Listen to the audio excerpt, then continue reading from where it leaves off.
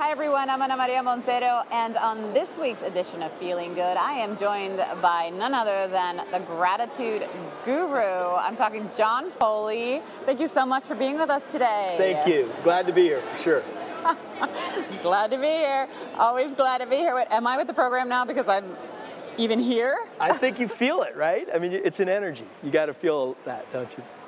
All right, you're here at the Gen X conference in Zurich, Yes. speaking to. Is this a diverse crowd of people, would you say, or mostly business people? I think it's mostly business, but it is diverse. It's people that care about creativity, innovation, transformation, and that goes well beyond business, right? It's all our lives. Yeah. Tell me about glad to be here. Are you always glad to be here? Well, it depends what you mean. See, and that's the essence. I start all my presentations with glad to be here, and what I show is that it's a state of mind. I talk about when I used to fly with the Blue Angels. You know, we used to create a sense of awe.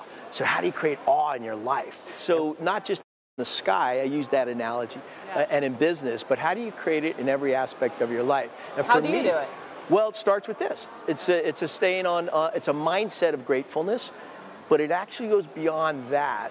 It's about being grateful and also purposeful. You know, to have the experiences we have, to have the job we have, to have the people we can impact, to be with our teammates. And that's true in not only business, which is a direct line because of impacting people, but in all aspects of your life. And is it really that simple to just be grateful and then No. your life just changes? No. It's not a magic word. Well, you know what I say? I talk about, how do you wake up happy? And I have this thing I do every morning. So I call it my glad to be here wake up. And it's in the present moment, when I wake up, what's the first thought that hits my head?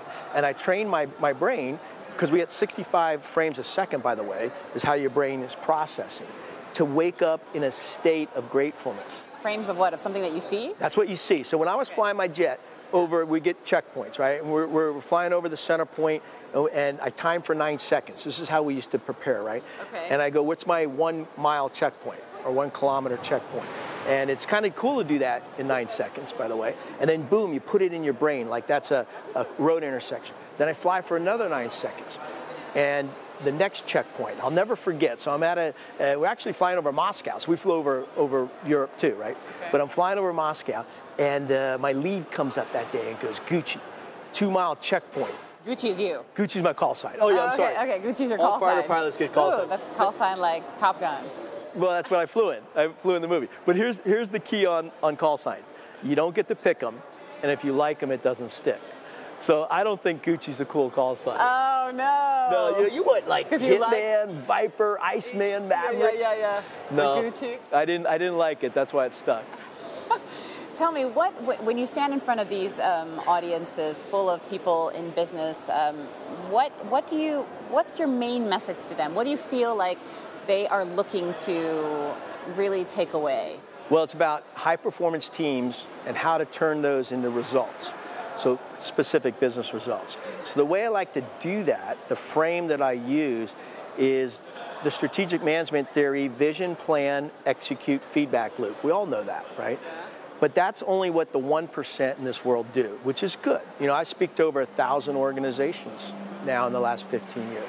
I'll work with over 100 of the world's best leaders and companies a year. And you start to see similarities, and it doesn't matter if I'm with Google last week, or if I'm with Microsoft, or in Silicon Valley, or maybe I'm with Bank of America, or I'm in Wall Street, or right here working with Mercedes-Benz, or maybe one of the top sports teams of the world. We work with all of those. And what you start to see is there's some commonalities of how to get people connected, get them aligned, and then you got to execute. You got to get commitments. And that's what everybody's struggling for, to be honest with you. How do you do that? Do you have a mechanism? Do you have a vehicle that will do that in different situations? So that's what we teach. Tell me about being here in Switzerland. Do you find that it's awesome? Besides being awesome, do you find that the Swiss audiences differ from other audiences around the world? Are they looking for something different, or? In the outside, they're a little more serious. Let's be real, okay? And I like that. Not a lot of audience participation, I guess. Or... Well, you got to earn the right. Okay. Yes. And you have to do that with any audience. Okay. And as it turns out that the Swiss think they're a little bit more stoic, but everybody at their heart, we're all the same. And that's something I've noticed around the world because I get that rare privilege, right? Human beings are more similar than dissimilar. So the idea here, what I try to do, not just here, which by the way, Gen X is phenomenal. I don't know if you've experienced too much here, but it's amazing. Mind without limits is the motto this year. See, and that's what we're talking about. How do you break down barriers? What limits you, but also what liberates you? And so the answer is with the people, no, it didn't take long to connect to their hearts. And that's it, though. You got to connect here, not here.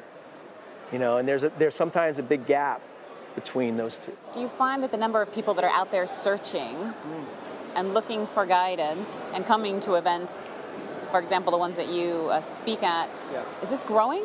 Well, in my experience, 100%. Yeah? And I think... Why do you think that is? Well, because we may come here because there's a business context, and I think that's important. You do need to have, how are you going to apply excellence in your life? Into your daily life, right. Yeah, but I think what people are really searching for is much deeper.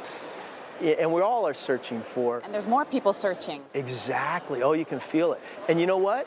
Businesses are opening up to that. We're able to talk about personal mastery.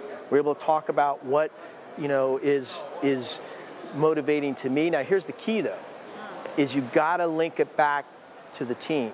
You got to link it back to the organization. You got to link it back to results. Because it's not enough just to feel good. So you mentioned that earlier, I think, when we start. The segment is called Feeling Good. Yeah. Without a plan, you're screwed.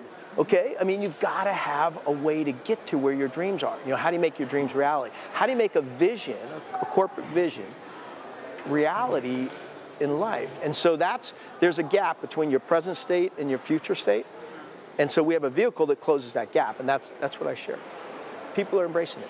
And people are embracing it. Yeah, absolutely. I mean, and I'm going to pick on you for a minute, Fine. but there's a lot of people that are speaking around the world, a lot of motivational speakers, a lot of successful people that are trying to share their experiences with others, etc. That's good. That's good, but how do you find your own success? I mean, how do you stand out? Yeah.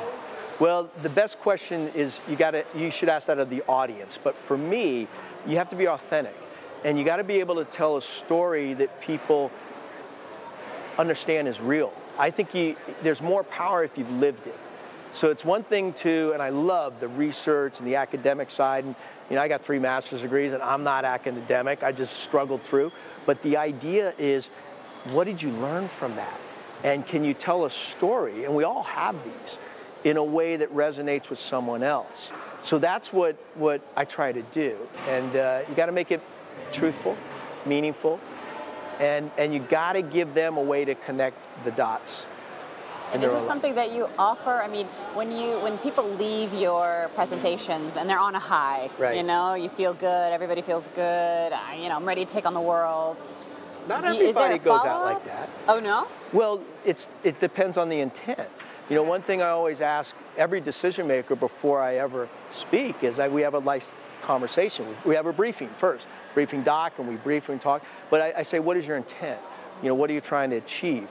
And whatever her intent is, then I'm going to structure the presentation to achieve that result.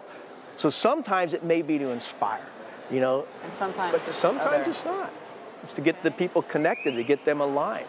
Sometimes it's how do I adapt to change? Change is a big thing. And I always correct that because to me it's not about adapting to change, it's about leading through change. How can you stay ahead of it? So to answer your question, I hope they go out of there inspired. That's always important. But more importantly, are they going out there with some heartfelt way of actualizing what they're talking about? And I have to ask, is this your full-time job? It is now. Never planned it. Never planned on doing it. Look at that. And you make a solid living, I assume, from doing this. Oh, yeah, but more than the living, it's a passion now. And when you can see it in someone's eyes, I can start to see it in your eyes, and we were talking before, too, when you really connect to somebody, that's what inspires me. That gives me the energy to get up. But also, when you see the change works.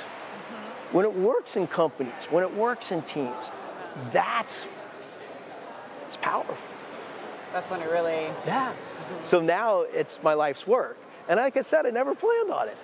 But it's not just the speaking, that's the part. I mean, we usually kick it off with the keynote address like I did here or in any other area.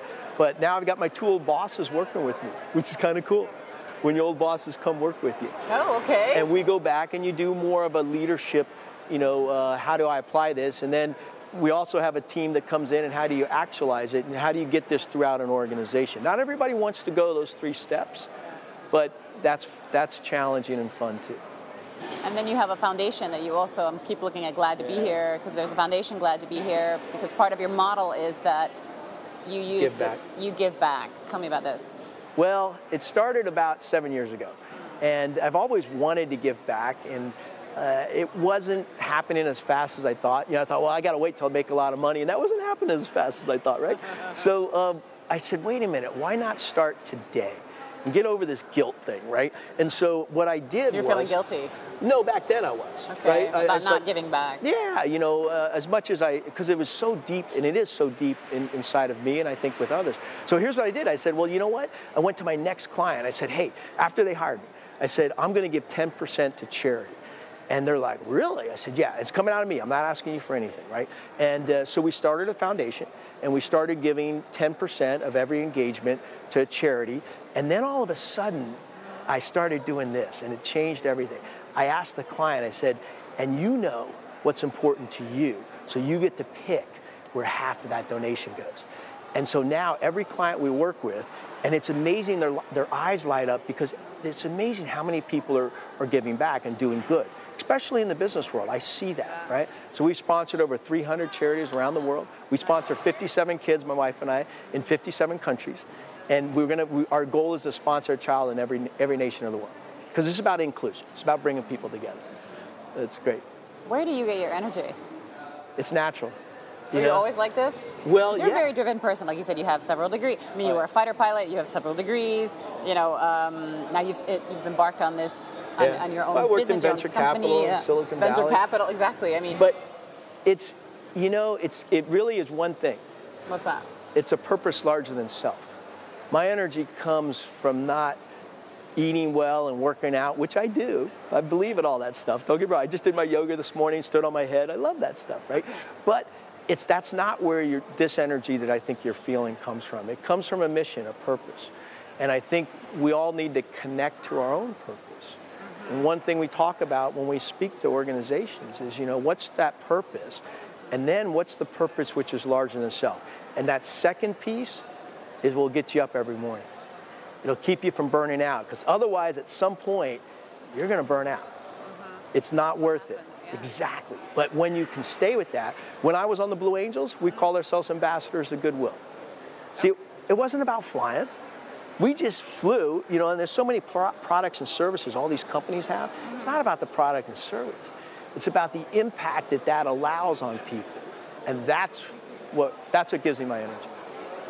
And what are since you are the guru, what would we call you? Since you are I think you said gratitude guru. I don't use that as my tagline. I actually call myself an angel. Oh, okay. Well, I have to say, gratitude guru, angel are pretty. Okay. It's a way. I think we all need I am statements. What you put after that I am, and it could be in a business too. What do we do? It's actually the we that's more important in business and teams. Who are we? Okay. And why are we here is a very powerful question, and it allows alignment to folks. So what are you grateful for? Well, right now, just being here with you, and most importantly, with the audience. Because if we've impacted just one person, that's great. But with your distribution, I mean, come on, there's a lot of people who hopefully can make a difference in other people's lives. That would be my goal. Thank you so much. It was nice to be here. Maria, I enjoyed it. Glad to be here. Thank you.